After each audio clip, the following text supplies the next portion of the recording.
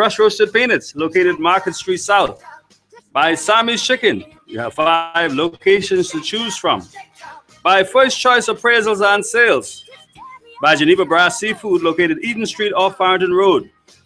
And by the 6th annual Bishop Edward Missick Memorial Back to School Fun Run Walk. To participate in our show today, you can call us at telephone numbers 326-0271, that's 326-0271, or 326-0272, that's 326-0272. You can also text us at 552-7902, that's 552-7902. We are streaming live at www.globalradio995fm.com. That's www.globalradio995fm.com. You can also watch us live on Facebook. We are on Facebook. Just search for Global Radio 995. Like us on Facebook, and you can send us all your comments and watch us live. In addition, if you have TuneIn Radio on your smartphones, you can also catch us on TuneIn Radio.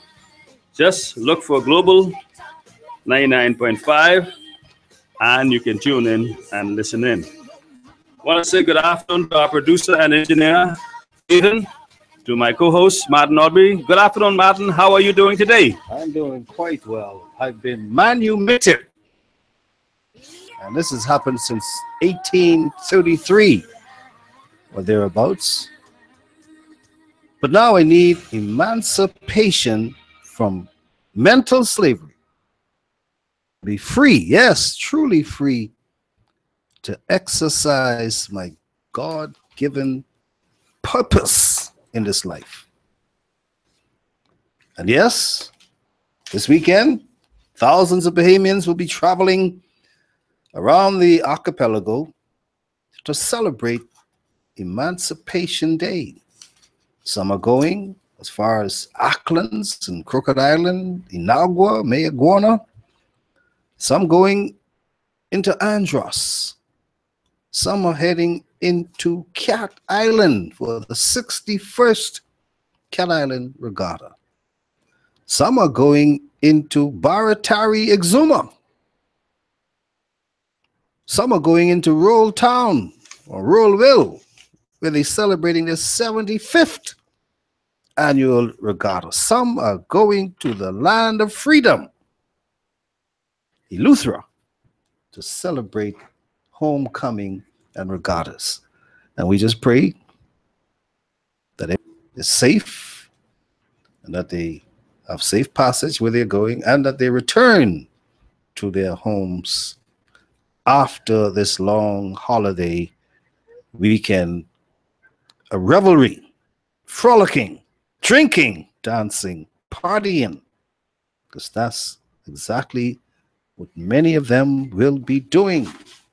And in the meantime, we pray that we have no major incidents.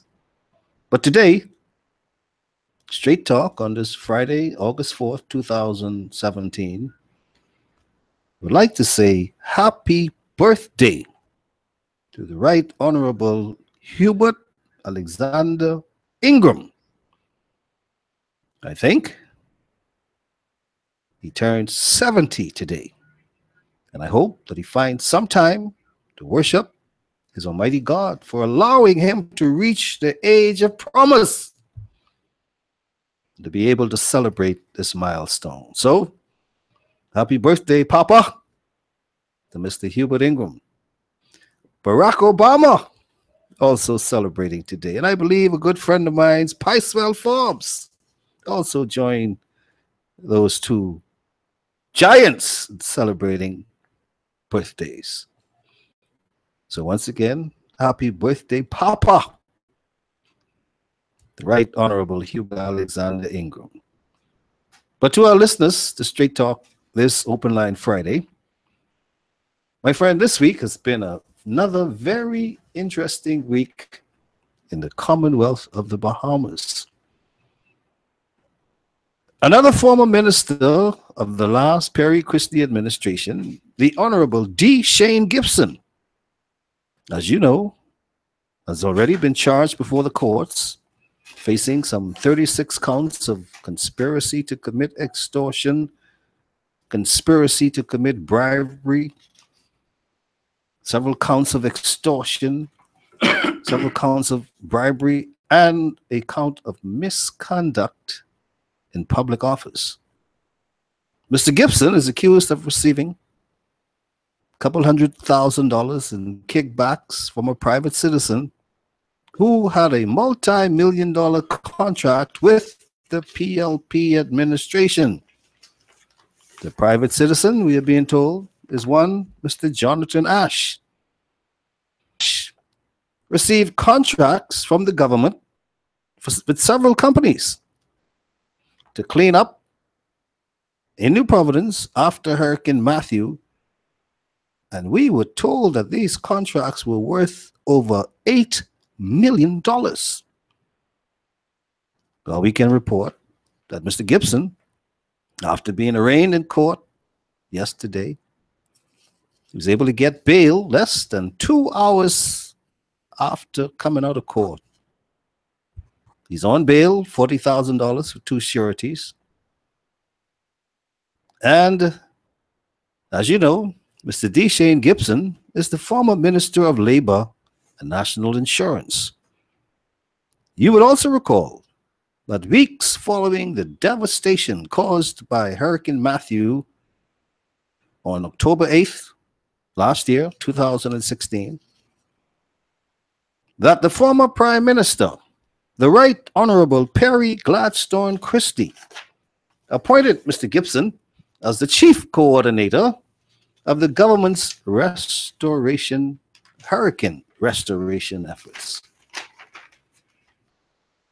Just prior to that, hundreds of thousands of dollars were pouring in to the government, to NEMA, in donations to assist in helping the hundreds, nay, thousands of Bahamians who were affected in some way, in helping to bring a sense of normalcy back to the country. New Providence, the cradle, the heartbeat of the country, was severely affected.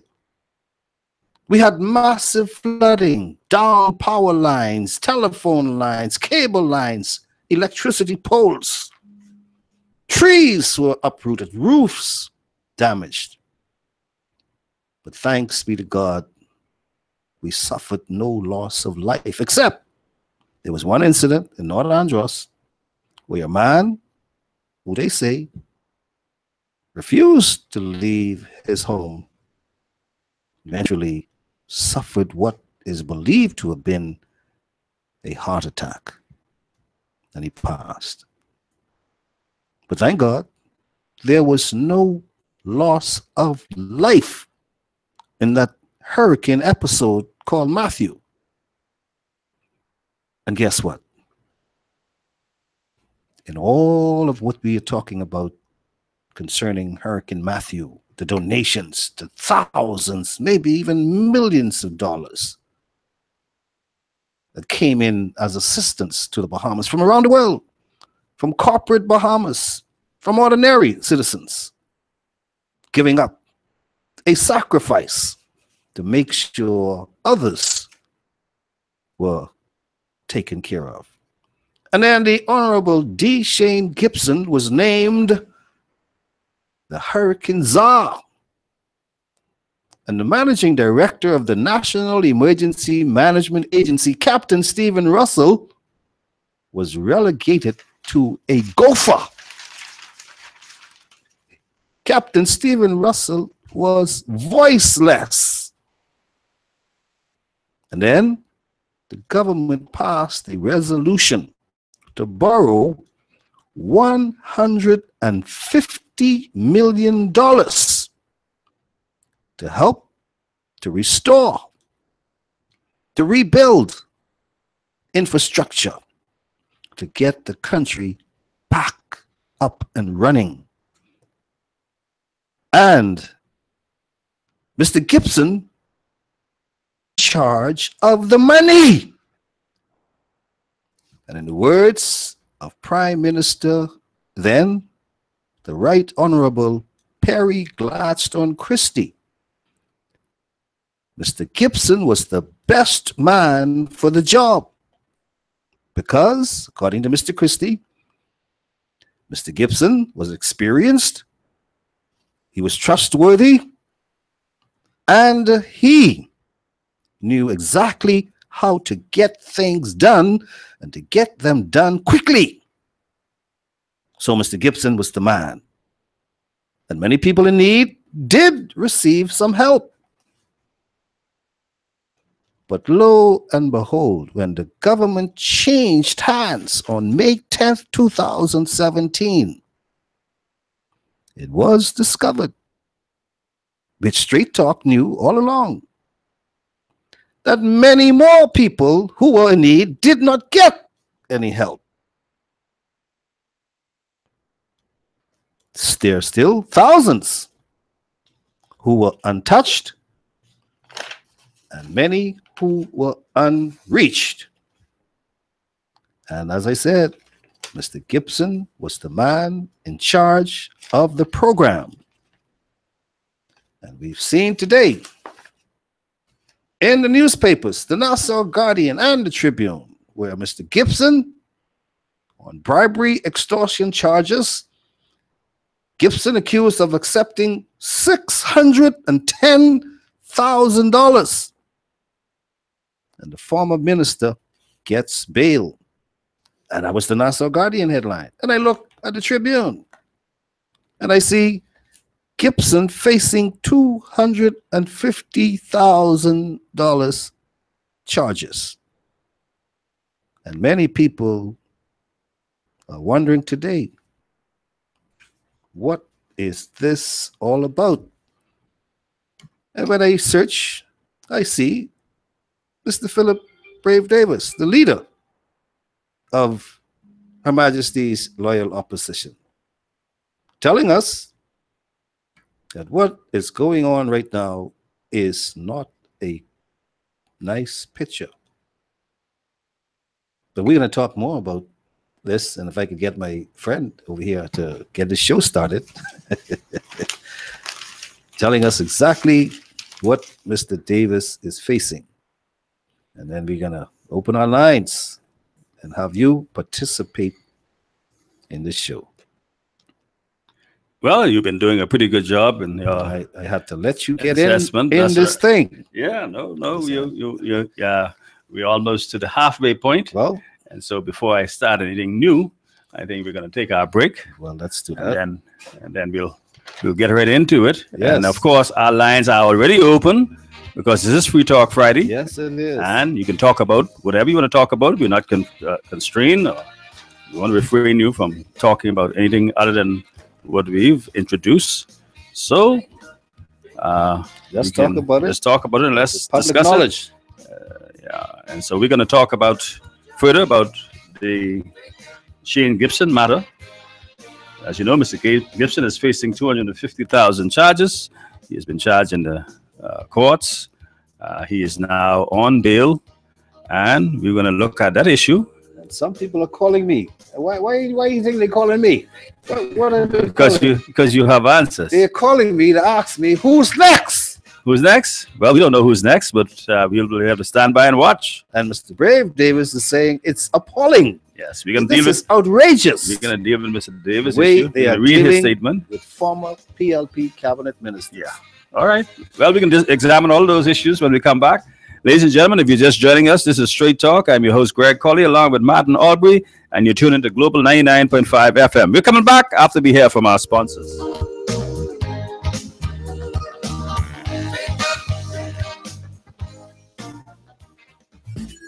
There is only one pharmacy in Nassau that never says no and offers you great service. Doc's Pharmacy in the Ridgeland Mall for all of your pharmaceutical and prescription needs. At Doc's Pharmacy, great service is more than just giving prices. Filling your prescription is easy. Just call 322-3627 today. Doc's Pharmacy in the Ridgeland Mall, Robinson Road. The pharmacy that never says no.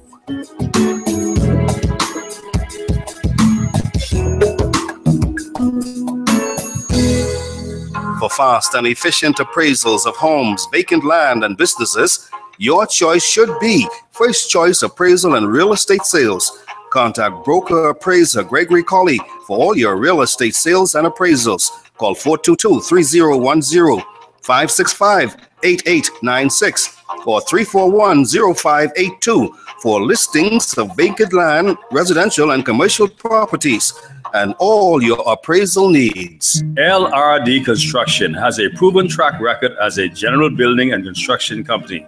Its remarkable team is ready to provide quality and proficient service on projects big or small. LRD Construction can handle large commercial sites, new homes, apartments, condominiums, townhouses, home improvements, renovations, additions, and alterations. Call LRD Construction at 327-3769 or 433-6166.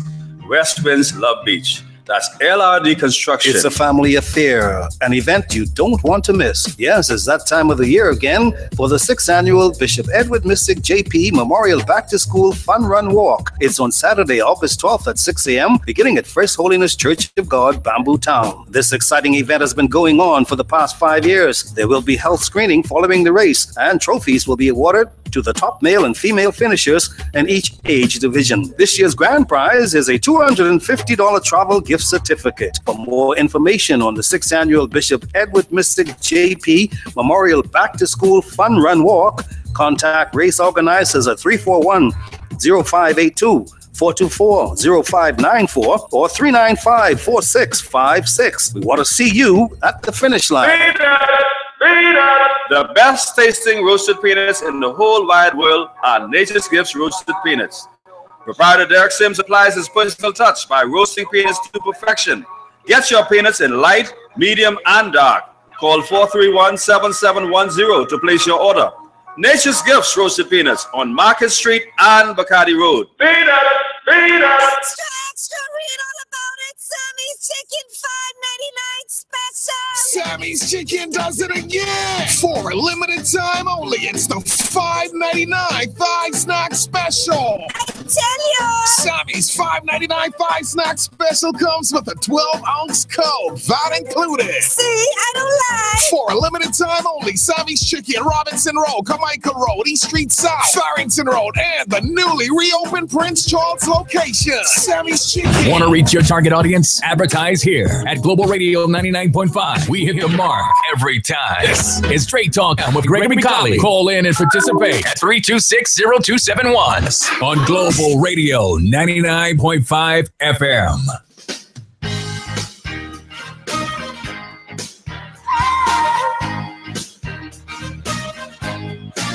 Welcome back, ladies and gentlemen, and this is Straight Talk, and you're tuned into Global 99.5 FM with your host Greg Colley and Martin Albury.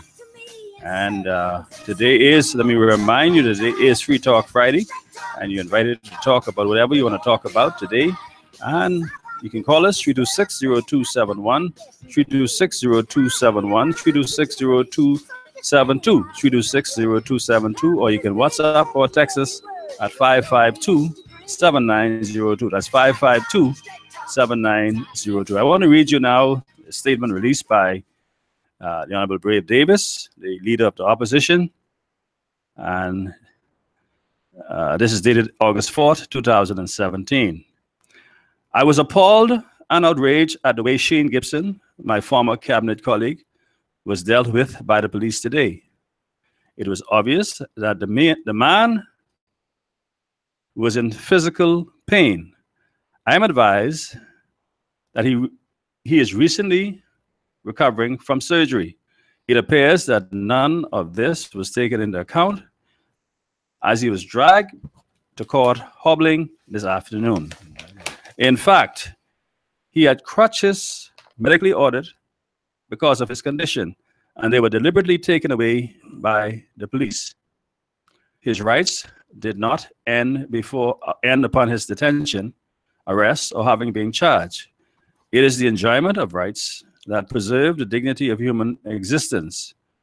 PLPs and others of goodwill are unsettled about what is taking place and where this is taking this country. We are slave-shaming former ministers of government in nonviolent alleged infractions of the law There has been an avalanche of violence and criminal activities in our island, which the F&M has been unable to staunch. It is simply shameful what transpired today. The appropriate legal redress must follow. The PLPs are going to be asked to come together shortly to demonstrate our contempt for these inhumane actions. There you have it, a statement released by the leader of the official opposition, the Honorable Brave Davis, concerning the arrest and charging of former Labor Minister of National Insurance, Shane Gibson. And I want to ask a question to our listeners today. Are we being biased in the way we treat certain persons charged with criminal offense in this country? Over the past several years, there have been a number of persons, prominent persons, charged before the courts.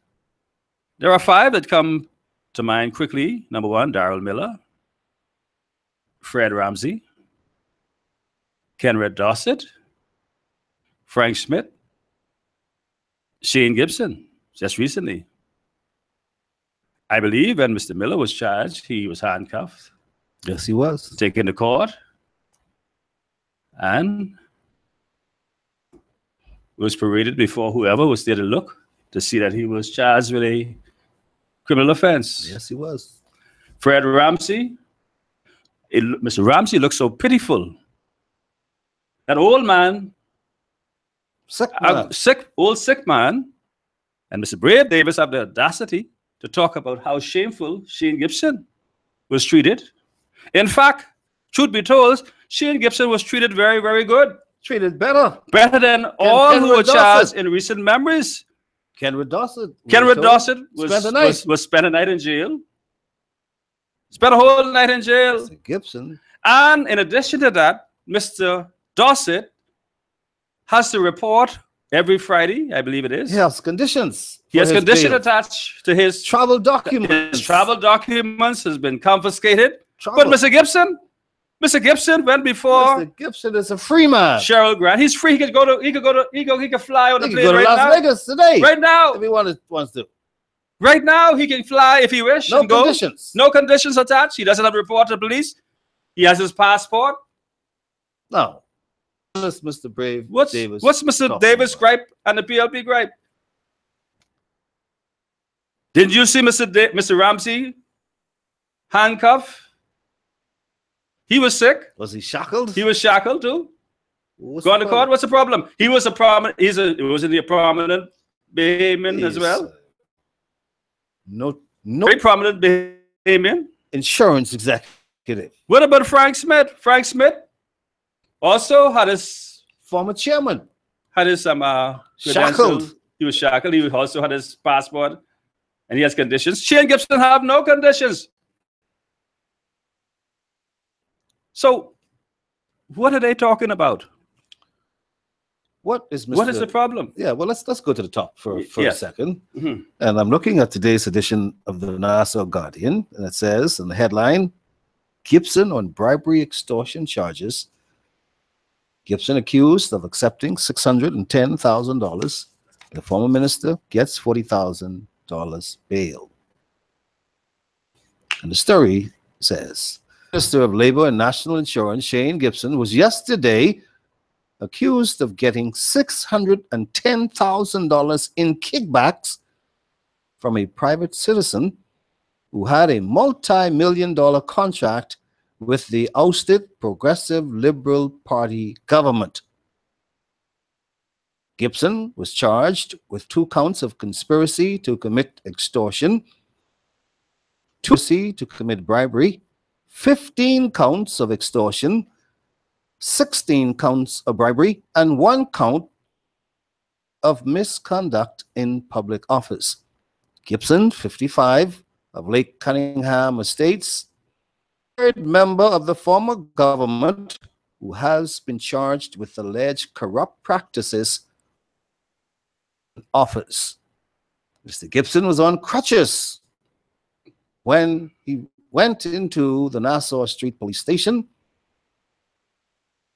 but into the South Street Magistrates Court complex without the crutches, his hands cuffed behind his back.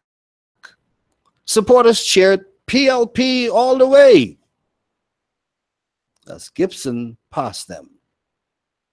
Alleged that Mr. Gibson, between January 2nd, 2017 and April 30th, 2017, accepted $610,000 in bribes from Jonathan Ash for using his influence to improve outstanding payments owed to Ash by the government. In relation to the extortion charges, Gibson is accused of demanding $610,000 from Ash between February 7, 2017 and March 30th, 2017. He was also charged with 2 counts of conspiracy to commit extortion between the same dates. It is alleged conspired with another to demand $250,000 from Ash. The second conspiracy count alleges that Mr. Gibson and another received the $250,000 from Ash.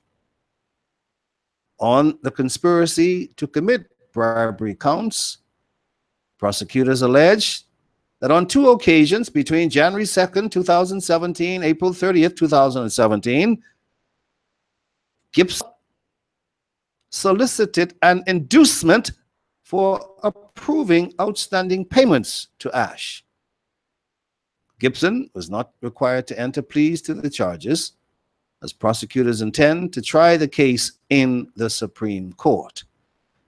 In court, Gibson had the encouragement of his relatives and former cabinet colleagues, Jerome Fitzgerald, Melanie Griffin, and Keith Bell.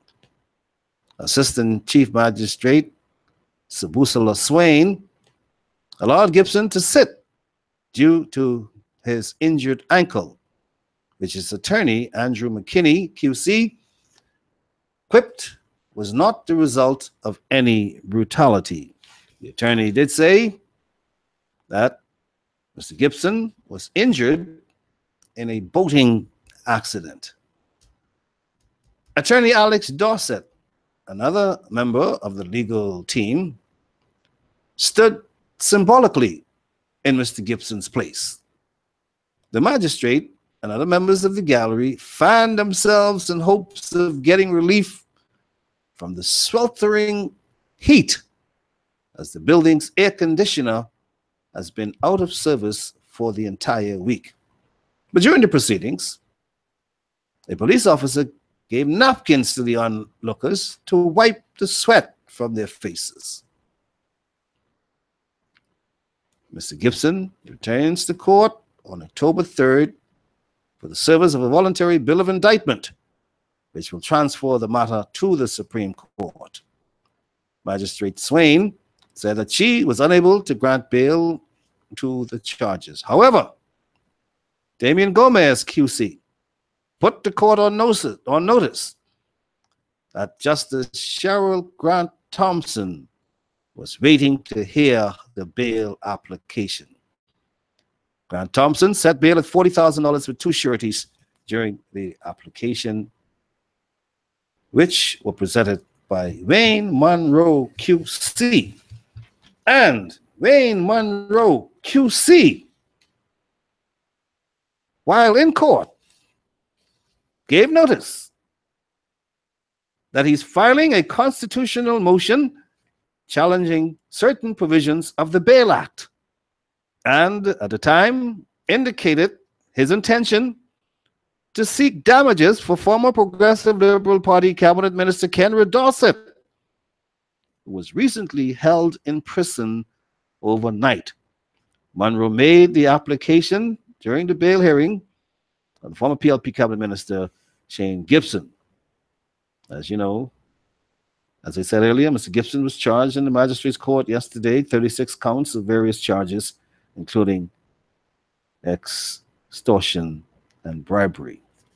And he appeared before Justice Thompson and was successful in being granted bail yesterday. And Monroe, the man who says he cannot trust the police anti-corruption unit at this particular time, says he has about 8 names of former and present members of parliament of the Free National Movement that he intends to present police. But as I said, Mr. Gibson appeared before Supreme Court Justice Cheryl Grant Thompson yesterday. That happened about an hour later after he was arraigned and granted the $40,000 bail. But as it relates to the constitutional motion submitted by Mr. Wayne Monroe yesterday, Mr. Monroe, Section 4.3a of the Bail Act, and he says that that section of the Act removes the jurisdiction of magistrates to grant bail in certain circumstances. And quote, here is what Mr. Monroe says. We will also be seeking damages for Kenra Dorset because he was remanded overnight.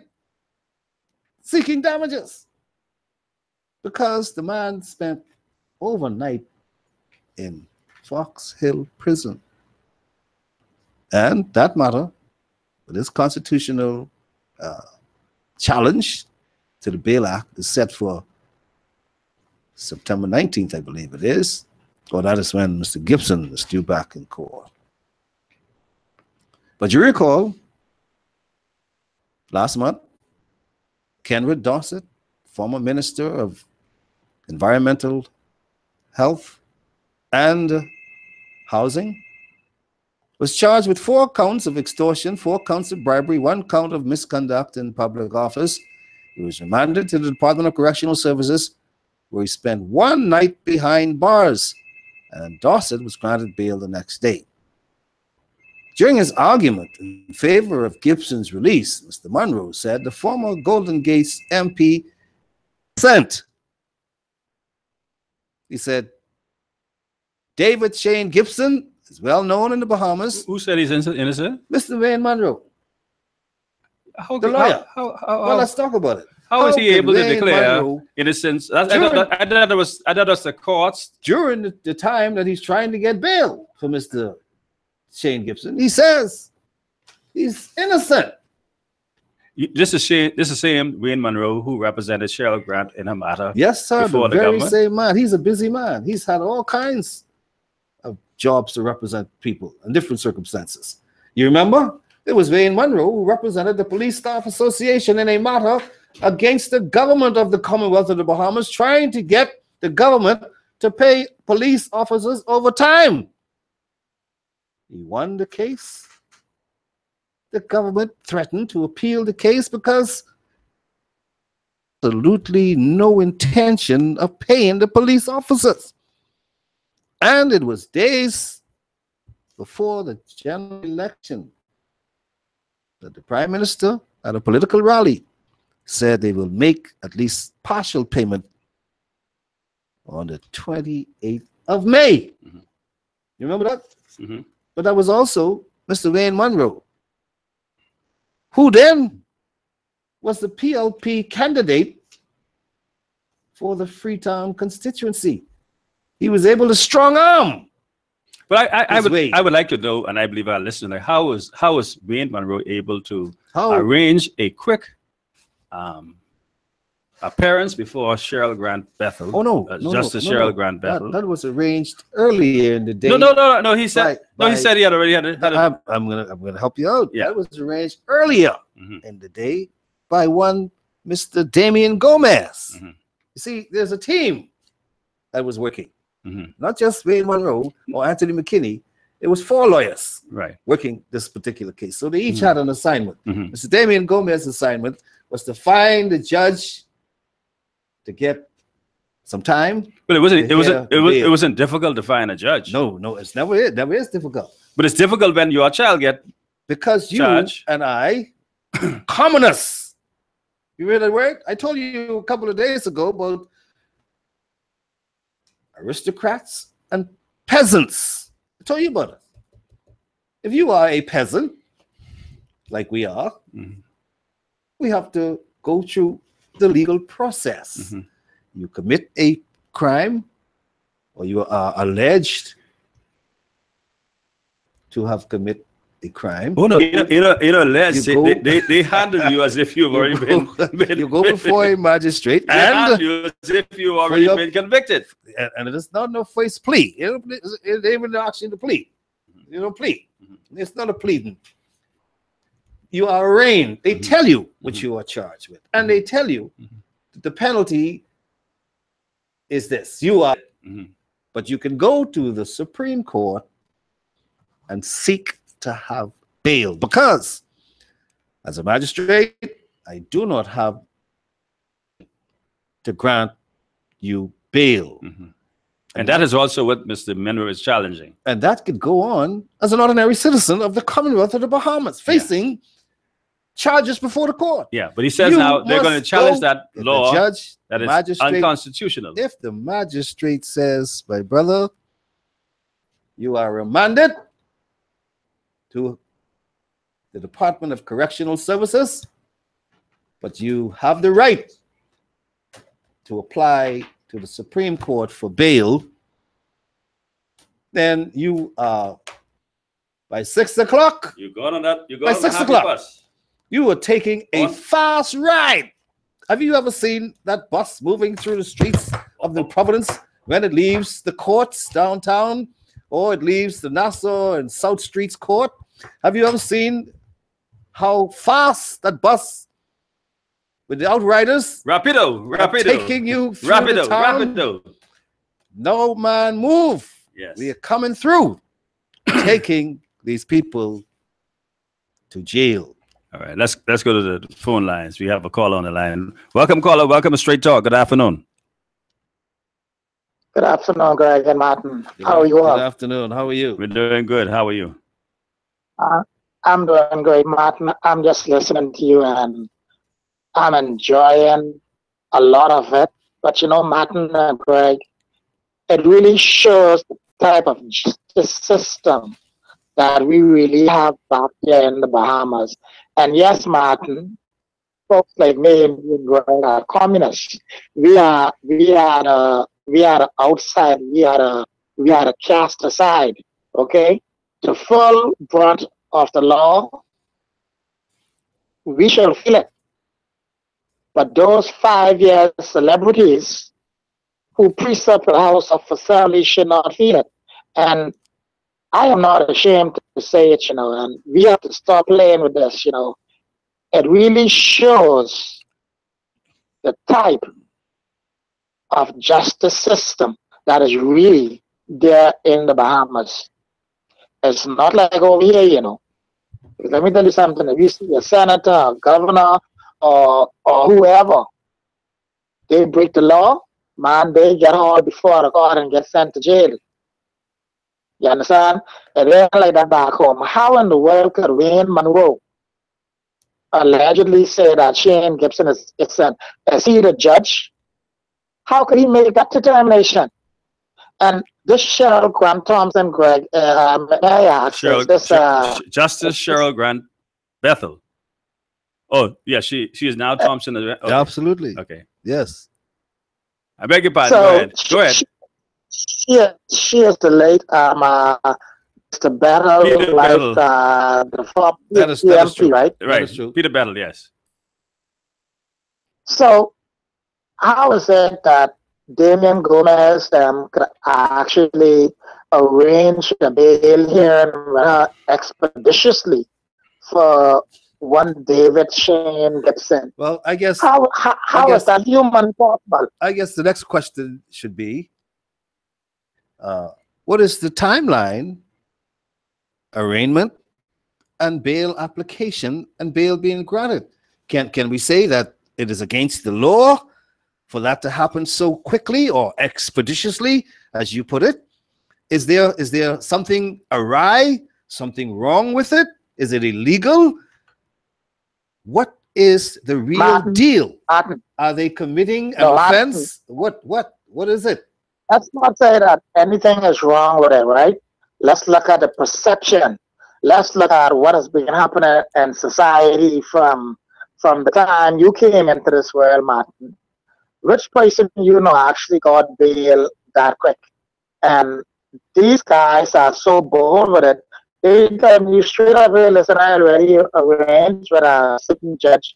Well, that's the first time I heard that the lawyer was able to tell the magistrate. So don't worry about it. We already make applications. we did that already. We want to go to the next court. We did already. You did that already? Yes. That's the first time I heard that. Because man, Greg, this is unheard of. This is really unheard of. And let me just say it. I'm not suggesting that anything is wrong with that, but I'm saying it's the swiftness that occurred baffled me. I never heard of that. That's the first time I heard it. I am prepared to put the system to the test. The next person that I know personally who goes awry of the law and who's caught in a problem and has to go before a court, I want to find out how soon they could get bail. Put it to the test. My head. Martin Aubrey. Yes, sir. Get out of my head. I think you know I was really going down that road, right? But well, let me just say this. We'll come together on this one. We'll come together on this one. Let me just say this, Martin. And you got to do it quick for me because I got another call, Malfred. Yeah. What is so funny, Greg, is that why is it, and I want to ask this general question, why is it that these persons, these former MPs, are being paraded to court during the week? Why is it that they aren't paraded to court on a Friday? And based on their success so far, it wouldn't make a difference. Justice is never on vacation. Even if you take them on a Friday, look like they have everything. See, the only one they caught off guard was, I believe, Dorset. Yes. But now they have seen a way how to get around this thing. So if you catch them on Friday, I don't see where it can make much difference. It make the difference. Justice is not on vacation. Not on holiday. Greg, you gotta carry them. You gotta carry them when the court's almost time to close. Make sure they can't get it. The police don't know how to do it. And they will arrange to have somebody waiting. They will have arranged to have somebody waiting in chambers. They will wait. Hey, you do the same. All right, take care. All right, let's go to the next call. Welcome to Straight Talk. Good afternoon, caller. Good afternoon, Rev. How you doing? I'm fine. Yourself? All right, so Mr. Aubrey, you all right? Yes, sir. Well, I hope you and Rev, family, and the Chase members have a nice weekend till I talk to you all Monday's gospel. Well, remember Monday's holiday. That's August Monday. Monday's holiday. Yeah. Well, I'll have to talk to you all on Wednesday then. Yes. Yeah, well, I hope you all have a nice holiday. That's a long holiday for us. Yes, sir. In fact, if Martin feeling his money, we can travel this weekend. Absolutely. Good. A day away. Yeah. Rev, I want to let a gentleman know, you see who they got in front? Sharon Wilson and there's BLB. Well, not Sharon Wilson now. This is Cheryl Grant Bethel Thompson. Yeah. Justice. So they could get bail, but other people can't get bail. But you got to be careful. You can't say that she is a PLP. You don't know that. Well, her husband was PLP. well, the husband was PLP, yes. Yeah, Peter Bell was PLP. But Rev, now my concern is this: I listening to them talking about Mr. Gibson was sick. I see people going into court, got cast on their leg break, and they still going to court. And they still shackle them too. And they still shackle them. So what's the difference? Fair next, you break the law, you're going to jail. That's why I asked the question: are we being biased in the way we treat certain persons charged with criminal offense in this country? Yes, sir. They're very biased. And Mr. Davis carrying on, Wayne Monroe carrying on. When the policeman kick up that gentleman by the dock over there, not a one open them out. He was on TV. He was on the You ground. remember when they were protesting, the protester on Paradise Island Bridge. Yes, sir. And he was on the ground. The policeman. It's strange that Mr. Monroe could have taken that case on pro bono and represented that individual who was kicked by the police. Nobody say nothing. Mr. Davis came in over there and get some damages for him. Well, you know, Mr. Monroe was working for the police, and at that time, they were not corrupt or not trustworthy. You understand? Yes, sir. So you see how things change? Yeah. All right. You know, so the law is the law. On what you are facing. And I say, what about Mr. Fred Ramsey, that elderly gentleman, and he was sick at the time. Wasn't he paraded before the? Yes, sir. Yes, he sir. has handcuffed. And isn't he a prominent, upstanding individual in this country? Yes, sir. But Mr. Monroe, since he investigated on the FNM lead pop, I want Mr. Monroe investigate. And somebody just sent me a reminder that John Boswick was also handcuffed and yes, paraded to go on the court. Yes, sir. I want Mr. Monroe go back and get all the PLP fellas who was in agreement to Blue Water. Tell me all their name and tell me the minister who was Minister of Works and Ms. Allison was on the board when the two man get all that money. And when she gone to represent the police company, she run. I want all of them things. Since we talking, let's bring on all them things, Rep. This ain't all here, so this facts. Because the former prime minister get up on the radio and talk it. So if he could get on the radio and talk it, I could talk it too. So but they say that, but well, something wrong with them. Well, it'll be a crazy people to go to march with Mr. Davis. I don't have time for that. All right. Well, I want all of them do wrong. If I do wrong, I can get locked up. All of them go before and get locked up. Absolutely. Yes, sir. That's my 5 cents. So you all have a nice holiday and everything else, Rev. You too. Enjoy. All right, sir. Okay, be safe. 3260271. We can take our second break. 3260271. 3260272. 3260272. When we come back, we'll continue our discussion. We ask the question: are we being biased in the way we treat certain persons charged with criminal offenses in this country? And does Mr. Brave Davis and the PLP have a legitimate gripe? We coming back. This is Straight Talk.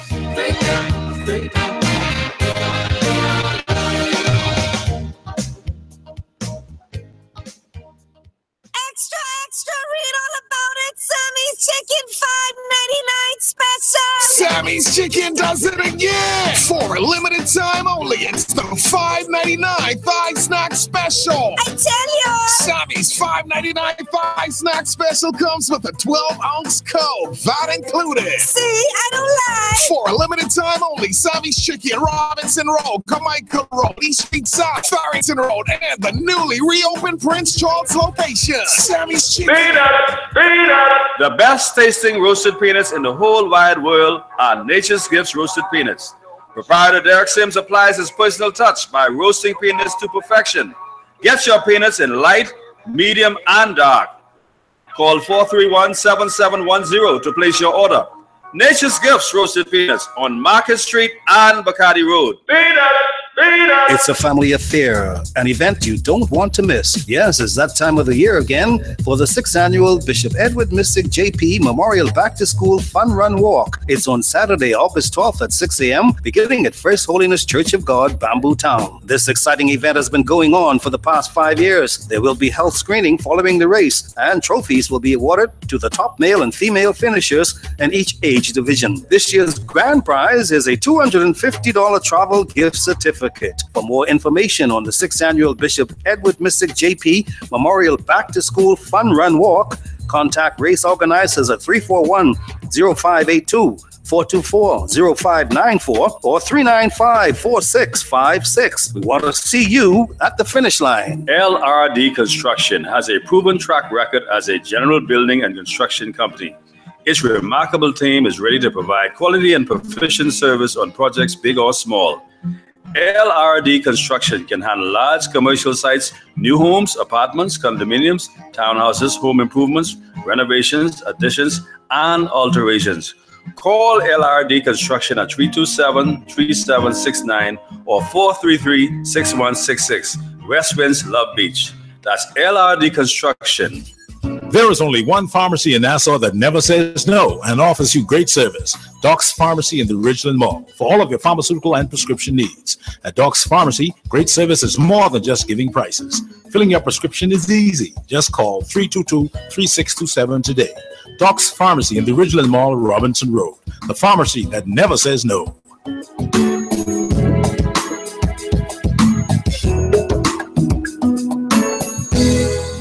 For fast and efficient appraisals of homes, vacant land, and businesses, your choice should be First Choice Appraisal and Real Estate Sales.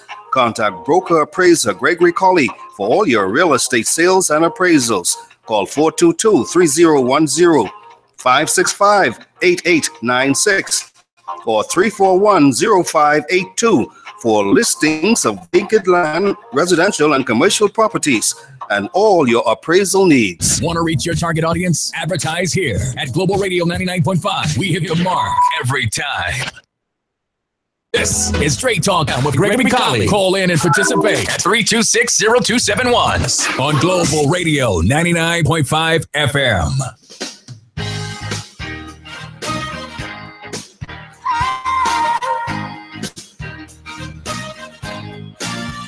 Give me some straight talk, and hold the sugar, please. Welcome back, ladies and gentlemen, and this is Free Talk Friday on Straight Talk. I'm your host, Greg Colley, along with my co-host, Martin Aubrey, and we've been talking about the Shane Gibson matter, but again, like I want to remind you that you're not confined in discussing just that. You may have some other news, some other information, something else you want to comment about. You can call us and we'll discuss it. And we'll give you that latitude to speak about it. Just give us a call, 326-0271, 326-0271, 326-0272, 326-0272, or you can WhatsApp or text us at 552-7902, 552-7902. And we read to you earlier the comments, the release by Mr. Davis, who says that he finds the parading of former Progressive Liberal Party ministers appalling, and they are slave parading them. And I asked the question, whether you think Mr. Davis and the PLP have a legitimate concern, considering that Mr.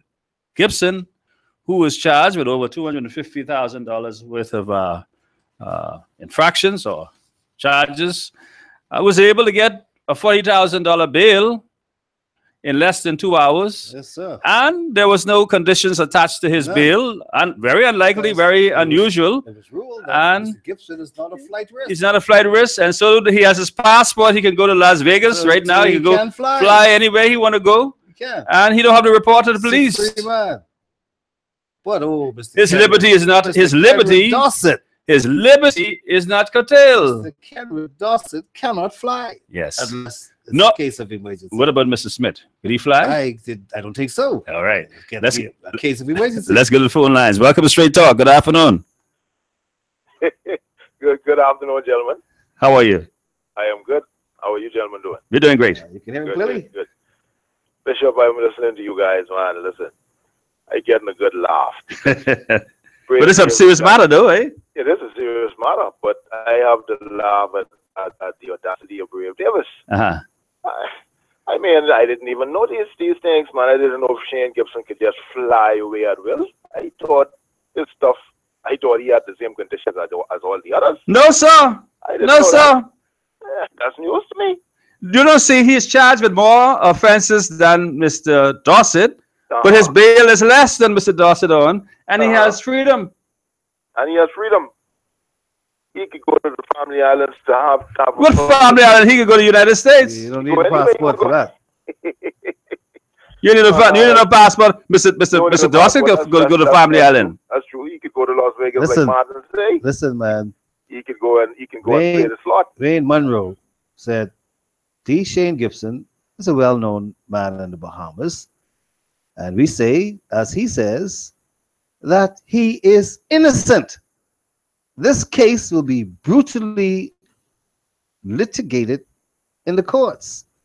Mr. Gibson is not a flight risk. But you know, the attorneys from the Office of the Attorney General, they did not oppose Mr. Gibson receiving bail, but they did ask that he surrender his travel documents and that his bond be a significant sum. But Mr. Monroe, you know, he's a very astute, very smart lawyer. Now, some people have some problem with that. Then me and them gonna have a talk so we can find out where we can reach a happy medium on this case. But be that as it may, Mr. Monroe, in all his intellectual capacity, was able to cite a case where a man accused of murder was granted $30,000 bail. And I wonder if Mr. Monroe was not the lawyer in that case. And he told him that the prosecution was stretching it to say that Mr. Gibson. And he says, you get no higher in the system than murder, aside from bringing about his political death. These counts do not come close to murder. But he did recognize one salient point, that by bringing Mr. Shane Gibson before the courts yesterday, he is politically dead. Oh. Well, getting back to that part about Wayne Monroe being an astute lawyer. You want to go back there? You know, everybody or lady who call them Sonny doesn't mean that they're bright, you know. Well, they say Sonny boy. Yeah. That don't mean that you're actually right. The Okay. complexion might be bright, and that's last time I checked, Wayne Monroe complexion wasn't bright. Listen, I'm trying to figure out whether these conditions for Shane Gibson, he was able to get bail in that amount and not have his travel documents surrendered. Do you think it's because of who the sitting judge was? I think it has a lot to do with the arguments presented by his attorney. I was just, you know. Yes, that's what it's all trying about. to figure something out there because I realized who it was. Anyhow, be that as it may, that is what it is. The bigger question I think the bishop put to us this afternoon was simply this: do you think? Are we being biased? Do you think? Are we being biased in the way we treat certain persons charged with criminal offenses in the Bahamas? That can be possible.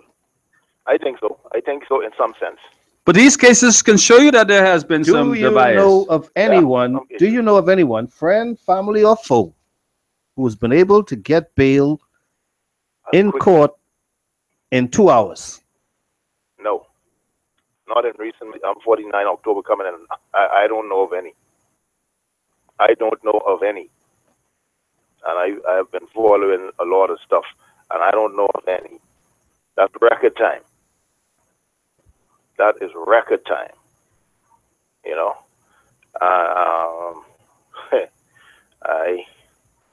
I'm still baffled at it, but it is what it is in very Christy words. I have a question for you guys, though. There was something else that was mentioned, I think was earlier this week, when the Prime Minister and his entourage went down to visit Albany. Mm-hmm. And I think the gentleman in charge of Albany had made a statement that the current electricity problem in Nassau in particular is just ridiculous. And he said that he had made an offer to the former administration to assist in bettering this, helping them out with some $700 million. What do you guys think about that? And they refused it. Well, I don't think it was outright refused. I think the last word I heard was from Mr. Philip Brave Davis, who you know was the Minister of Public Works responsible for utilities, including BEC, BPL, or whatever, right? Who says that they were late in dealing with that matter. And I think they went with some other company called Forest. But since that time, all of that, since May 10th, is on the back burner. Mr. Anand, I think his name is, the managing director at Albany, did mention that they are, as developers in the country, frustrated not only with the inadequacy or the lackluster performance of our electricity supplies, but they also had a major issue with the dump fires and garbage in the country or in the landfill.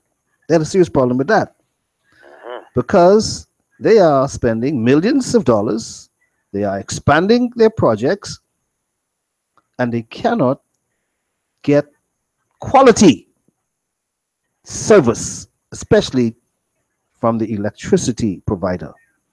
And they made a decision and to get the government to go along with the plan that they had to improve the electricity, but none of that came public. Absolutely none of it. So how was it possible for the government to even engage in such a deal without telling the people or advising us as to what arrangements were on the table? How are your bishop advice on that? I believe some skullduggery might have been proposed and the people just wasn't willing to go along with it. Well, Leslie Miller says it was not a good deal. It wasn't a good deal because there wasn't any opportunities for any underhanded deals. That's probably why. Well, I think we need to see. What you think, Bishop? Well, we need to see what the details of that deal was. Yeah.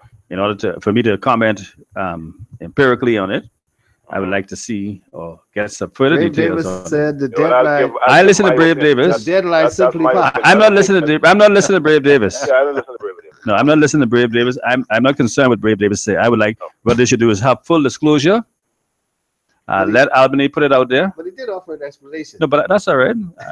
That's good for him. Bishop, if they're okay, I understand what you're saying, but there should be full disclosure as to what the deal entailed, right? Yeah. But if that was the case, they should have brought it out at the beginning, saying that they didn't even bother to mention that. No, but don't forget now. Don't forget you were dealing with a progressive Liberal Party who dealt with things secretly.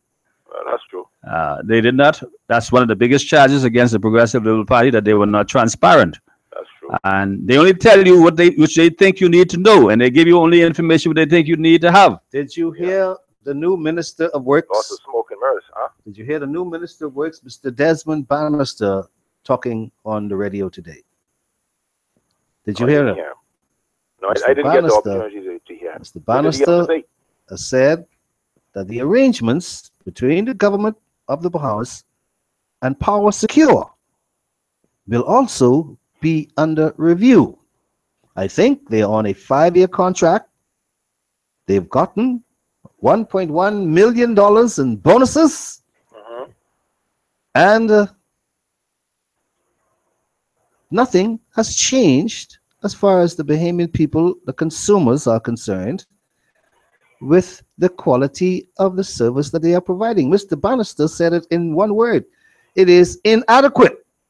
It's inadequate. As a consumer himself, he wants to be able to go home on any given afternoon and to make power on in the house. I agree. He wants to be especially at these hot summer days, man.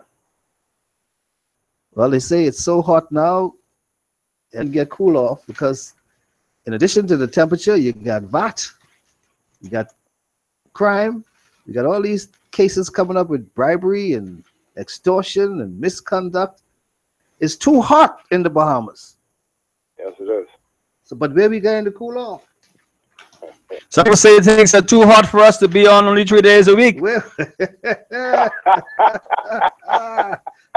what do you think about that? I'm not answering that question. That's a good one. That's a good one, Bishop. Hey. So they can't take the 2 days off. Take 2 days off. Somebody told me today because he says, ain't nothing worse than being hot and being broke. Boy, that's a double whammy there. Because they now got VAT. they look at their school fees. They got to pay their house and car insurance. My Lord. They got to pay rent. Got to pay BC. And the girlfriend looking for her car payment. We're rough, even the dogs we're rough. Well, thank you very much. Yeah, man, you all enjoy your weekend. You too. All right. Be safe. Happy holiday. 326-0271. 326-0271. 326-0272. 326-0272. Or you can WhatsApp or text us for 552-7902. 552-7902. And I put the question to you: are we being biased in the way we treat certain persons charged with criminal offense in our country? Does the PLP, or do the PLP and Brave Davis have a legitimate gripe regarding recent arrests of prominent PLP ministers, members of parliament? Because so far, they have presented a new cultural paradigm shift, legal shift. Yes. Because hitherto before, persons would have spent a night or two in Fox Hill prison. Do you recall Obi Wilson went to jail? Yes. He was withholding information. He was fined for contempt of court. Protecting a Client, yes. Protecting a source. Yeah. Providing information. Mm-hmm. And he spent 7 days. Mm-hmm. But he was given preferential treatment. Yes, he wasn't. He wasn't a criminal in that regard. I mean, he was in charge of any Senate criminal to offense, any contempt of court. Any tough area of the prison. Yeah. But I guess his story would tell you he was with security to build up his resume. Yeah. Let me put something else out there for you. Fred Mitchell was speaking at a meeting, I think it is. I think he was in Bimini, eh? Bimini, yeah. Yeah. He likes to go to Bimini. I think so. Well, he's campaigning to be the next leader of the PLP. That's not so. He said he's supporting Brave Davis. When did he change? Because the last time I saw him, that is what he said. Well, don't worry about that. It seems like you don't know whether he's a switcher. Well, he's also switching because he's saying he's wanting Marvin Dames, Dr. Hubert Minnis, for tit for tat response to the PLP arrest. But I can let you go on. Yeah, let me only apologize to Linden. This is the headline. I'll only apologize to Linden for country being run by crooks. Now, who's he calling crooks? Well, we got to Let me read it. Find out what Mr. Mitchell will say. Yeah, let me read it. In the wake of calls from Prime Minister Dr. Hubert Minnis for the Progressive Liberal Party to say sorry for actions of the Christie administration, PLP Senator Fred Mitchell, I told you not to let him be appointed. Fred Mitchell is adamant that only apology he will offer is to former Prime Minister Sir Lyndon Pinland for allowing the country to be turned over to a set of gangsters and crooks dressed up in white gowns, calling themselves the government of the Bahamas. While the former Fox Hill MP said he could not speak for the former governing party, Mr. Mitchell said the Prime Minister will get no apology from him. His comments came while speaking to PLP supporters at the branch meeting in Baileytown, Bimini on Wednesday night. A day earlier, Dr. Minnis told reporters that while he appreciated PLP leader Brave Davis' admission, the opposition party made mistakes during his last term in office, he will real apology. Dr. Minnis said he listened attentively to Mr. Davis' address to the nation on Monday night and said he noticed the words, "I am sorry," were missing. I saw some headlines saying that the Prime Minister wants an apology from the Progressive Liberal Party, Mr. Mitchell said Wednesday night. Now, I can't speak for the Progressive Liberal Party, but let me tell you what my personal position is. He'll get no apology from me except this one. I want to apologize to Sir Lyndon Pinland for allowing this country to be turned over to a set of gangsters and crooks dressed up in white gowns, calling themselves the legitimate government of the Bahamas. That's what I want to apologize for. I don't know how we let it happen. We shouldn't have let it happen. And we have to work to overturn this, because if we are not careful, and some people have already to pronounce this, if we are not careful, we have reversed ourselves and all of the progressive progress from 1967 to the present.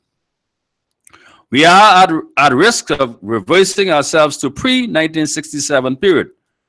So that's the fear I have. So I apologize to the man who has gone on above, because we have some work to do to get back to where we were.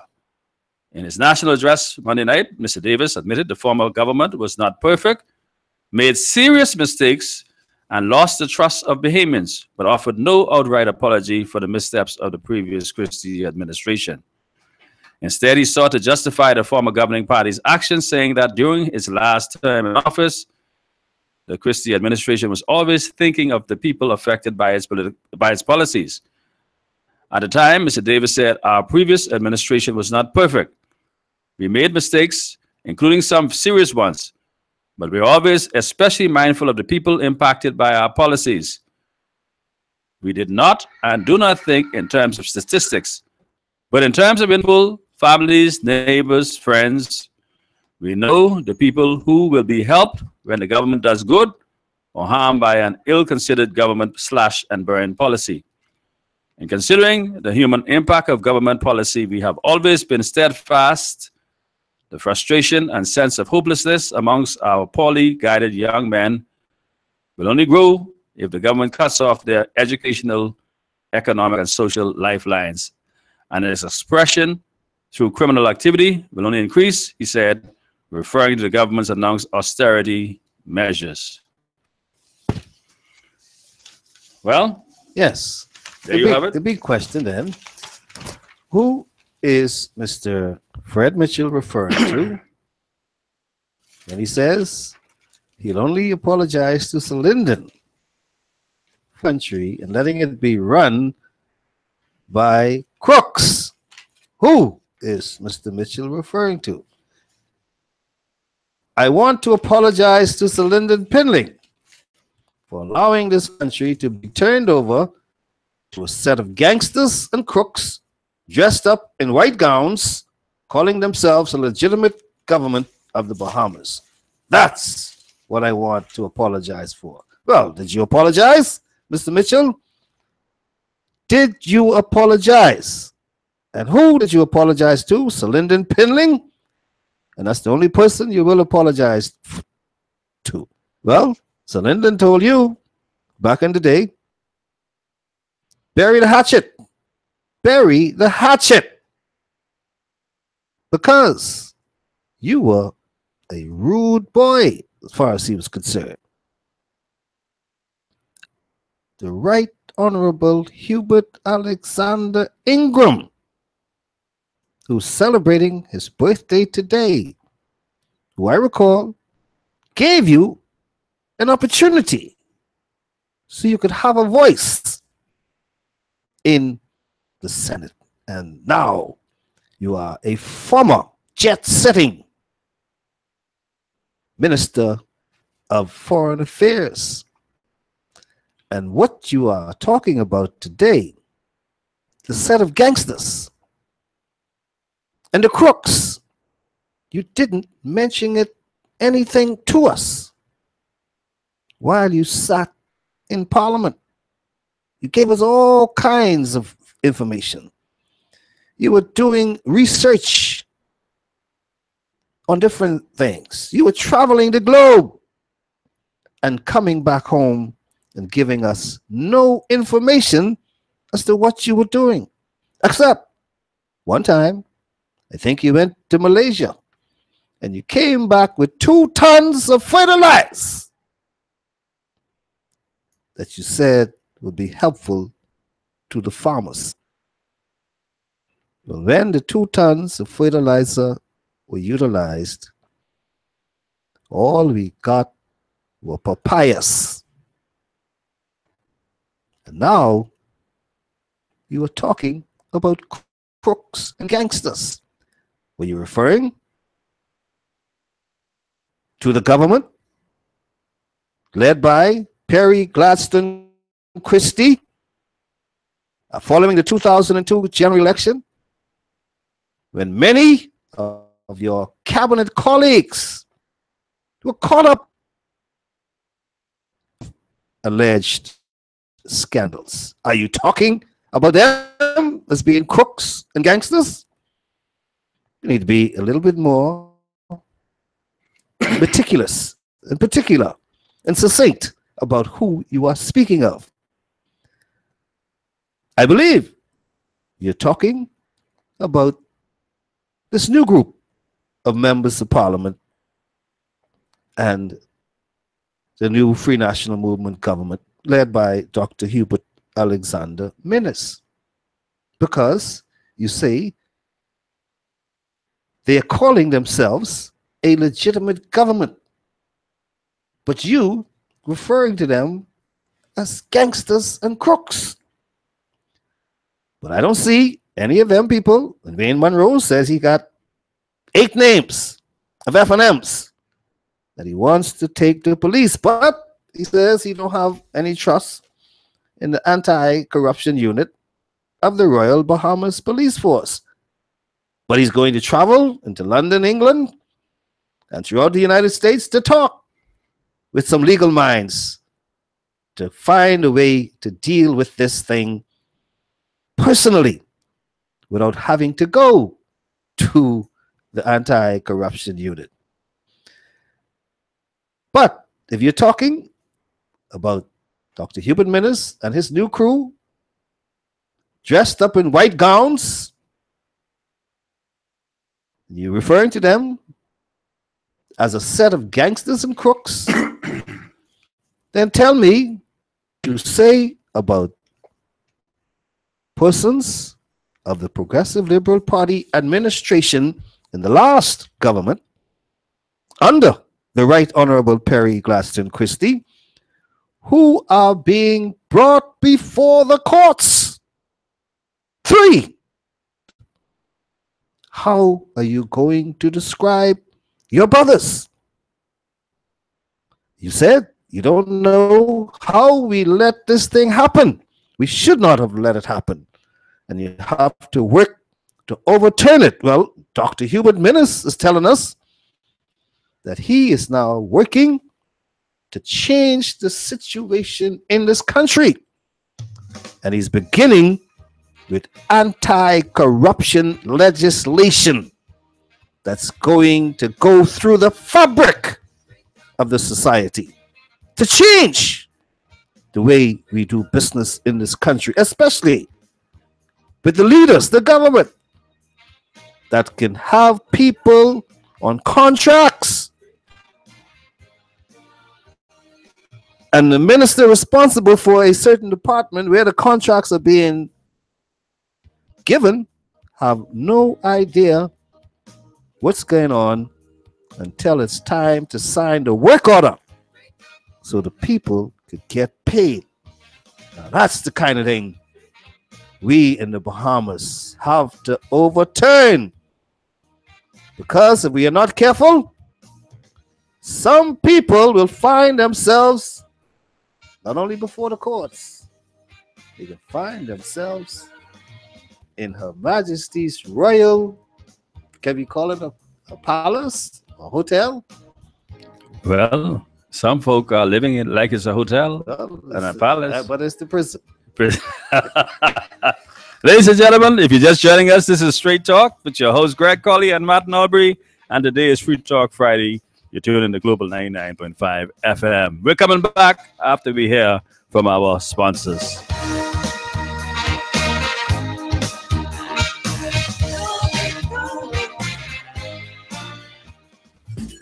There is only one pharmacy in Nassau that never says no and offers you great service. Doc's Pharmacy in the Ridgeland Mall for all of your pharmaceutical and prescription needs. At Doc's Pharmacy, great service is more than just giving prices. Filling your prescription is easy. Just call 322-3627 today.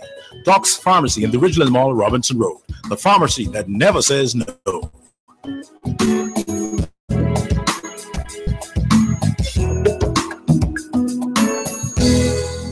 For fast and efficient appraisals of homes, vacant land, and businesses, your choice should be First Choice Appraisal and Real Estate Sales. Contact broker appraiser Gregory Colley for all your real estate sales and appraisals. Call 422-3010, 565-8896, or 341-0582 for listings of vacant land, residential and commercial properties, and all your appraisal needs. LRD Construction has a proven track record as a general building and construction company. Its remarkable team is ready to provide quality and proficient service on projects big or small. LRD Construction can handle large commercial sites, new homes, apartments, condominiums, townhouses, home improvements, renovations, additions, and alterations. Call LRD Construction at 327-3769 or 433-6166.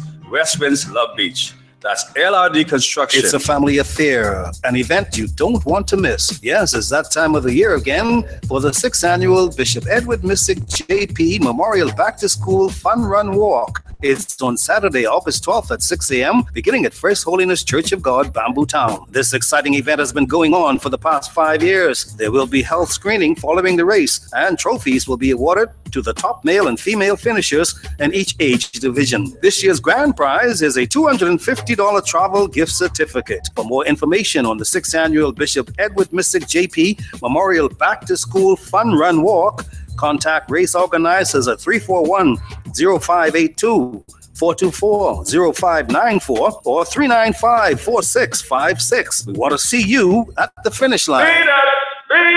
The best tasting roasted peanuts in the whole wide world are Nature's Gifts roasted peanuts. Proprietor Derek Sims applies his personal touch by roasting peanuts to perfection. Get your peanuts in light, medium, and dark. Call 431-7710 to place your order. Nature's Gifts roasted peanuts on Market Street and Bacardi Road. Peanuts! Extra, extra, read all about it. Sammy's Chicken $5.99 special. Sammy's Chicken does it again. For a limited time only, it's the $5.99 thigh snack special. I tell you. Sammy's $5.99 thigh snack special comes with a 12-ounce Coke, that included. See, I don't lie. For a limited time only, Sammy's Chicken, Robinson Road, Carmichael Road, East Street South, Farrington Road, and the newly reopened Prince Charles location. Sammy's Chicken. Want to reach your target audience? Advertise here at Global Radio 99.5. We hit the mark every time. This is Straight Talk with Gregory McCauley. Call in and participate at 326-0271 on Global Radio 99.5 FM. Well, welcome back, ladies and gentlemen. This is Straight Talk with your host, Greg Colley and Martin Albury. We are on Global 99.5 FM, and this is Free Talk Friday, and this is when you can talk about whatever you want to talk about. Yes. A lot of you have been calling that you had lots of things that you want to air. Well, we're here, and we want to hear from you. 326-0271, 326-0271, 326-0272, 326-0272, or you can WhatsApp or text us at 552-7902. That's 552-7902. And Martin, Fred Mitchell is saying that when the PLP comes back to power, they're going to have tit for tat. Well, not only Fred Mitchell, but David said a similar thing. Yeah. But you know, many of my friends, relatives, associates have been talking to me about Shane Gibson. And they says you wouldn't find very many people talking bad about Mr. Shane Gibson because, in their view, Mr. Shane Gibson in some way helped them. Mr. Shane Gibson helped a lot of people. And they are defending Shane Gibson. And they are not going to call your show or any others to talk bad about Mr. Shane Gibson. Because Mr. Shane Gibson, in their view, awful man. I told you, when the government did that debate in Parliament for the resolution, they wanted to pass it to borrow $150 million after Hurricane Matthew to help with restoration of public infrastructure and to help some Bahamians who lost severely in Hurricane Matthew. Had their homes damaged, flooded out, lost all of their furniture and appliances, lost cars and trucks, buses. They needed help. An exigency order was put in place. They got some help. But lots of people are saying they were untouched. They didn't reach them. And Mr. Shane Gibson was in charge. But Mr. Gibson was very, very careful about who got help. And that's where I have a problem.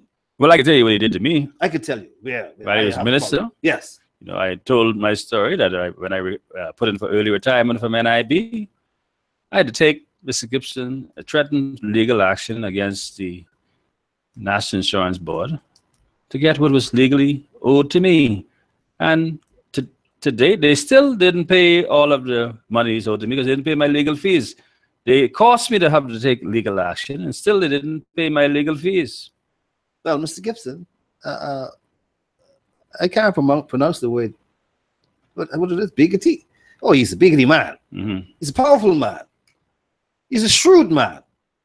And if you put Mr. Gibson in charge, Mr. Gibson will be in charge. Mr. Gibson is going to run it how Mr. Gibson feels like running it. Mm-hmm. But it was the Prime Minister, the Right Honorable Perry Glaston Christie, who said in his view, Mr. Gibson was the best man to American Restoration Fund because Mr. Gibson was an experienced, Mr. Gibson was trustworthy, and that Mr. Gibson to get the job done quickly.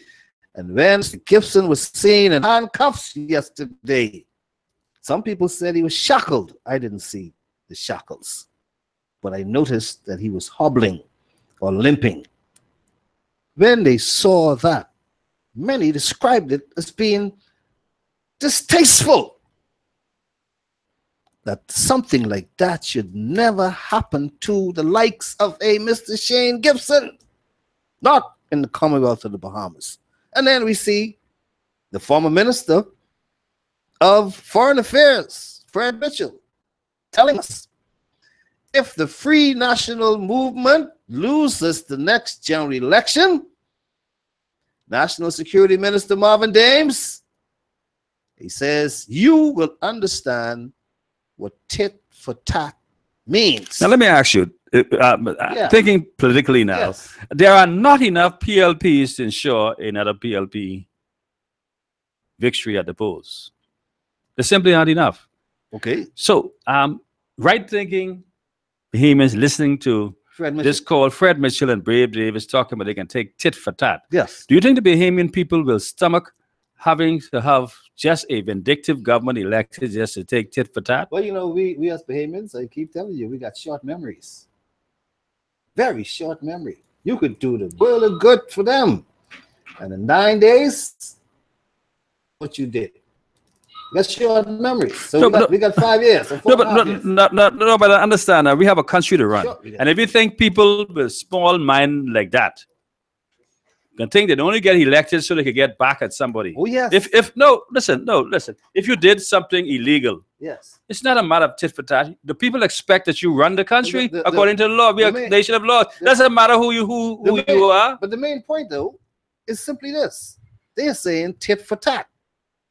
It is not the Minister of National Security, Marvin Dames, or Prime Minister, Dr. the Honorable Hubert Alexander Minnis, or their cabinet or the government. Who's the virtual complainant in this matter? Doing these things? No, that's what I'm talking about. The government is not responsible for investigating wrongdoing. That's what I mean. This not nonsense they're talking. Let's go to the phone lines here. Welcome to Straight Talk. Good afternoon. Hi, how are you all doing? We're doing fine. How are you? Okay. Man, well, I just want to throw my 2 cents in. I don't understand why does the PLP believe that they are above the law. I agree with Mr. Colley. He said, I think it was last week. He is the chairman of the FNM, right? Yes. Sidney Colley, yes. Yes, he said it's supposed to be one law. It doesn't matter whether you're wearing coat and necktie or you're wearing tank top. The law is the law. You understand? And I don't know why they running up and down, but they should march. There's a lot, as I said before, there's a lot of things coming out that the new government will be finding, and and once what they're doing right now is the right thing because the world is watching. The world is watching. Well, that's one of the things they said. We shouldn't be locking up people like that, and because the world is watching. Because they say, well, all of us are crooks. When you look at it, some of them need to be hog-tied.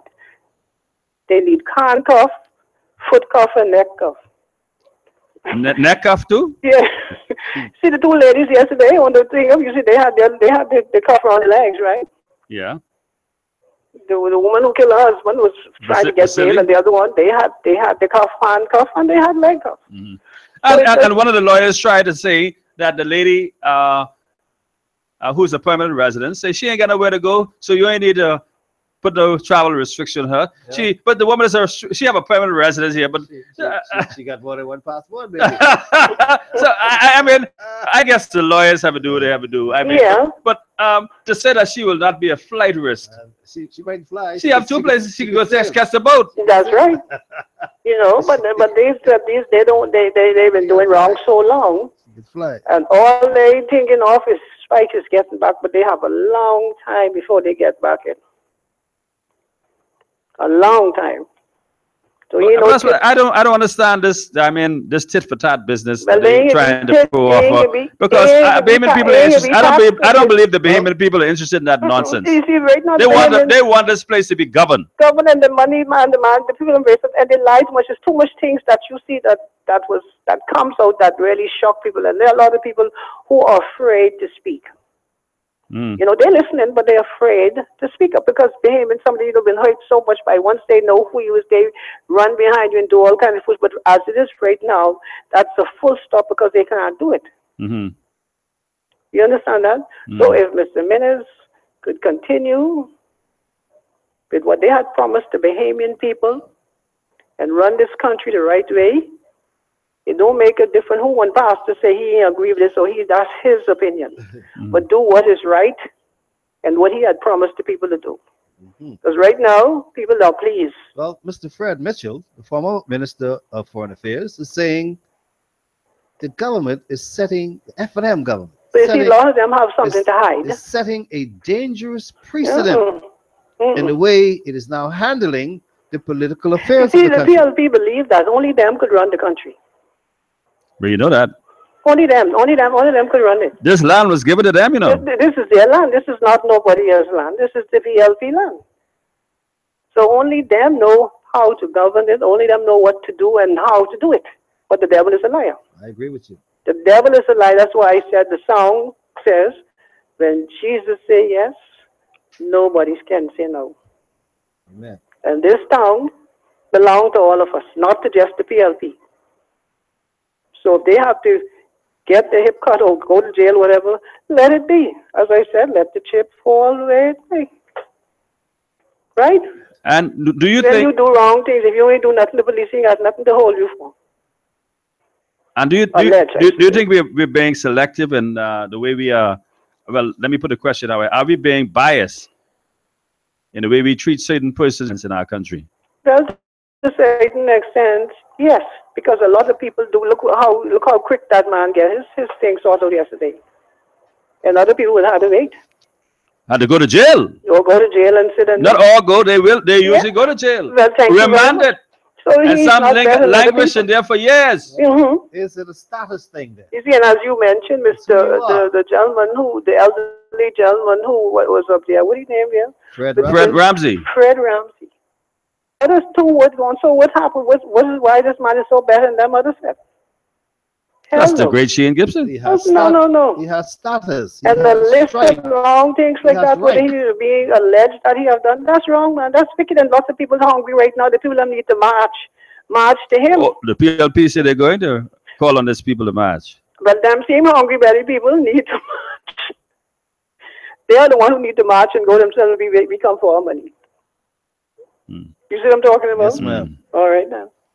All right. Davis need to go and sit down because he know the SSPLP is no more for the time being. He let it sink, run aground. And he ended up catching a dinghy, and he put 3 passengers. Catchy 3 passengers, 1 female passengers and 2 male passengers. That's it. What he do is sit small, continue rowing his dinghy, and hoping that things get better. That's all. All right. Take care. Thank you very much. Have a safe holiday weekend. Yeah, you too. You all have a good holiday weekend. Thank you very much. Okay. 326-0271. 326-0271. 326-0272. 326-0272. 552-7902 is our text and WhatsApp number. 552-7902. And of course, I want to remind you that we are streaming live on Facebook. So you can watch us live in studio and send your comments, and we will respond to them as we get them. Yes. Well, here's some more of what Mr. Mitchell had to say. He's suggesting that the governing party has turned on its opponents and is attempting to use the state to imprison, to use the state to badmouth, to use the state to create a bad image of the PLP across the country. And while the former Foxhill MP encouraged supporters to move forward, despite the government allegedly creating political prisoners of them, they are saying they are waiting now to hold a national convention so they could come together. It's going to be at Her Majesty Prison? Well, you know, they can have a convention. But Mr. Bradley Roberts, the chairman, says he don't know when that is going to take place. Well, he don't know whether it'll be in another 2 months. That's a text sent to me by when it's set in stone, the organization would take or make a formal announcement. But Mr.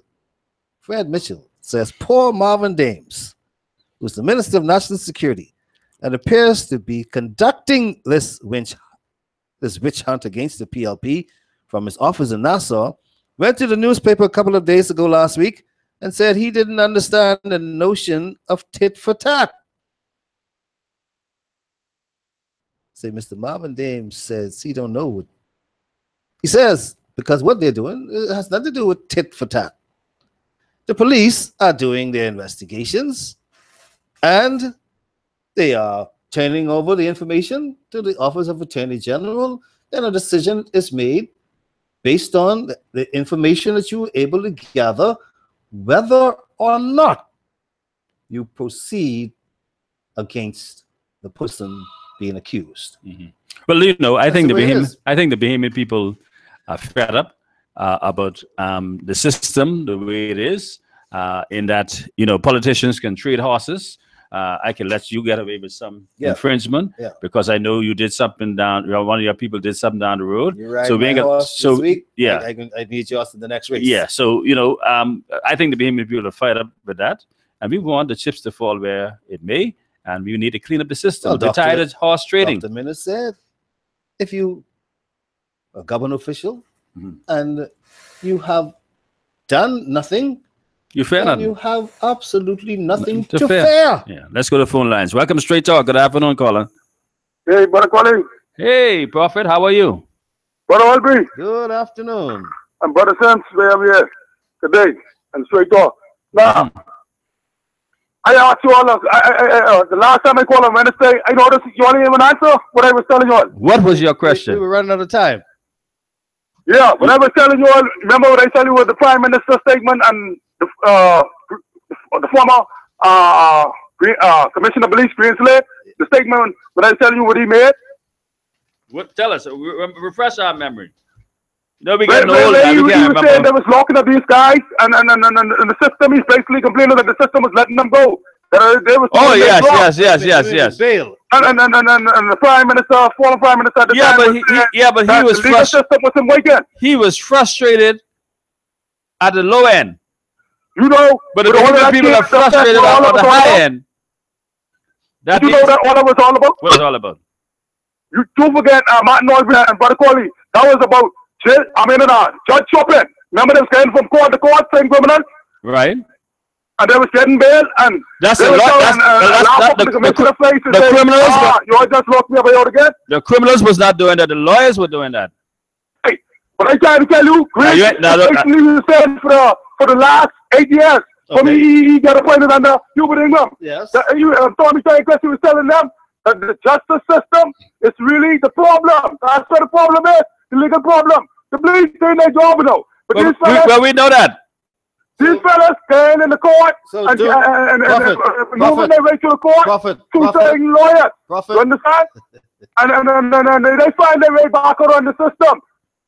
When you're talking about you want to deal with corruption, you gotta start from the legal system and come down. You can't start. I mean, I know where they trying to start, but you gotta start from where the main thing of it. Because at the end of the day, if it's right back like to the place where you got to go for these same cases. You understand what my point? Got you. Yeah, because you watch what it was playing out with this one guy in the second court. I will tell you another thing. I want you to check the record. You and Martin Northbury. Go back in 2014 and see all of the names of those acting justice of the Supreme Court who was appointed by the PLP under Allison Maynard Watts. Go and look at the 4 judges and see if Wayne Monroe wasn't one of them when all of these allegations came up about judge shopping and these fellas getting bail. Just go look back and you will see what's going on. All right. Another thing. Did the Honorable Shane Gibson yesterday get charged for anything but $121 million balance from Hurricane Relief? Did he get charged for anything but that? No way. No. So that means the money safe in the treasury. We'll have to find out later on about that. Nothing has come out as yet concerning how much of the $150 million for hurricane relief and restoration was drawn down. We do not have any. We have no further information on that. Yeah. And another thing, the Bank of the Bahamas. They say what the deal is with the Bahamas, the Bank of the Bahamas. The $100 with the remove from national insurance without going to Parliament, the board of people money to the House Assembly, the passing a resolution to remove $100 million for transactions from national insurance to the Bank of the Bahamas for these bad loans. Well, politicians, PLPs, they got plenty money, plenty loans, and look like you know what's standing but the Bank of the Bahamas, man. Well, Bank of the Bahamas, from what I read, the new chairman said they're going to get $166 million more. Right, and don't forget, this Frank Smith ever to get charged for anything but a $10 million drugs prescription. Remember the pharmacy drugs was with the government said $10 million, right? Allegedly. Yeah, but that's in the papers. That ain't no big secret. The Tribune and the Guardian all them reported that. Yeah, but anybody get charged with it. We saw that. So, but anybody get charged with it? Would you agree then that we should not allow that the police should carry on with their work? Yeah, and another thing, the $100 million with Perry Christie spent an address, not address on pharmacy with food security. Did anyone get charged anything in relation to that? We are told that $80 million has already been spent on Bomsey and that the majority of it has been spent on salaries. What about the $10 million in the small home repair? Remember, the former House Speaker didn't allow the PAC to investigate that? Well, the Auditor General gave a report. Now we are being told by the government that Urban Renewal 2.0 will be one at the top of the list for the forensic audit. And that based on what it finds, they will let the chips fall. So stay tuned, plenty more to come. So is it fair to say that the Commissioner of Police said he had 11 files for all of this anti-corruption unit was reactivated? Well, that was ever enforced, but the PLP never pushed it. And Kevin Gomez, I shame him. Because he's the same one who said he was going to the OAS to talk, but in 2015, told me he was going to talk to them about this corruption in the Bahamas. Yes. Now he's the big lawyer for this, and he was the Deputy Attorney General. He's making each other look like a fool right now because he really got fired for now. We're coming up against them to say he got to deal with it. You understand? He ain't making no sense, man. You understand? Well, the higher the monkey climb. Prophet, you finish? No. You ain't finished? What the hell happened? You don't get now. But them 10 missing 4. from the prosecution office. You mean some files to go on missing, right? You mean allegedly gone missing? He's been in the paper. He's been in the paper. This news. It's been in the news. Yeah, relative to the former deputy, right? The Minister of State for Legal Affairs. Yeah, but they trying to put. He's trying to put it off of them. But the files remember at the time, recovered. who was the attorney general? They have since been resurfaced, we understand. No, it's try remember. He was at the time when they told him 10 years ago. Go back to who was the attorney general. It was Alfred Chad. I try to remember who was the DPP at the time. I think it's the same judge you are talking about. Who Shane Gibson just what do you think of him? That was the same person that put in this case, also in the court. Don't forget, the former prime minister at the time, you would have said, for some reason, he never disclosed it, that this person is not fit to be all in that office. The Prophet. All right, Prophet. I'm going to. Yeah, but I'm trying to show you. I'm going to advise you. Put everything together. Be very careful. When you deal with corruption, you clean the whole thing out. All right. Don't go. It's concentrated. Flush it out. That's the next lap. I want you to keep quiet for just 1 minute. All right, you know what I said. Thank you very much. I would like for the Prophet to compile all of this information that he has. Take it to the anti-corruption unit. Compile it and take it to the anti-corruption unit and write a book. Give it a name. Write your own book. And we hope to see you again next week sometime. Wednesday. But in the meantime, Lord, I want you to enjoy your Emancipation Day holiday. On Monday. I told you at the outset, I am a Tuesday is Fox Hill Day. Manumitted. I am no slave. I'm a free man. You may be free. I've been manumitted. Physically, but your brain may still be enslaved. I'm still trying to escape that mental slavery. Oh, boy. I'm escaping every day of my life. You heard what Fred Mitchell said, that they will soon return to be our masters. And it will be tit for tat. And it can be tit for tat. Well, Fred Mitchell, just keep speaking, my brother. Keep talking. The people listening to you. And you got to know when to hold them and know when to fool them. This may be your time to fool them, because the more you talk, the more people will not make that mistake again. The more you turn off the people, to let you get back in there. You gotta keep quiet. Thank you very much for your calls, your text messages. This has been Straight Talk with your host Greg Colley and my co-host Martin Aubrey, and we want to wish you a enjoyable, peaceful Emancipation holiday weekend. I want you to be careful, be safe out there, and God's willing, we'll see you on Wednesday. Remember, Monday is a holiday, so we won't be here. And those of you who are screaming and say, "Oh, y'all staying up the radio too long," yes, you know what to do. You know exactly what to do. You want me back? Tell me what you can do. I'm not going anywhere. I'm going on vacation this weekend, though. And we hope to see you in church on Sunday morning. At First Holiness. Yes, sir. Church of God. That's Bamboo Town. If you're not online or attached to any church and you want to visit us, come to church on Sunday. You can arrange to go to the beach on Monday. That's right. And maybe even Fox Hill on Tuesday. You see, we got plans for you. Absolutely. But you got to come to church on Sunday. Yes. Amen. Today's show has been brought to you by Doc's Pharmacy, located Robertson Road, by Master Assist, located Village Road, by Nature's Gifts Fresh Roasted Peanuts, located Market Street South, by Sammy's Chicken, 5 locations to choose from, by First Choice Appraisals and Sales, by Geneva Brass Seafood, located Eden Street off Farndon Road, and by the 6th Annual Bishop Edward Mizik Memorial Back to School Fun Run Walk.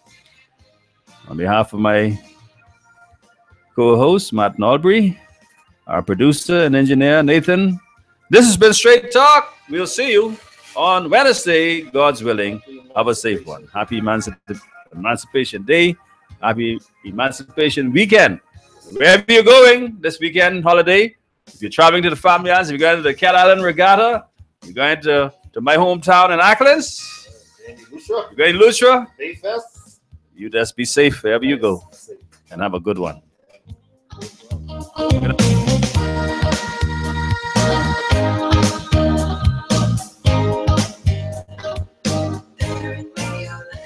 Global 99.5 FM.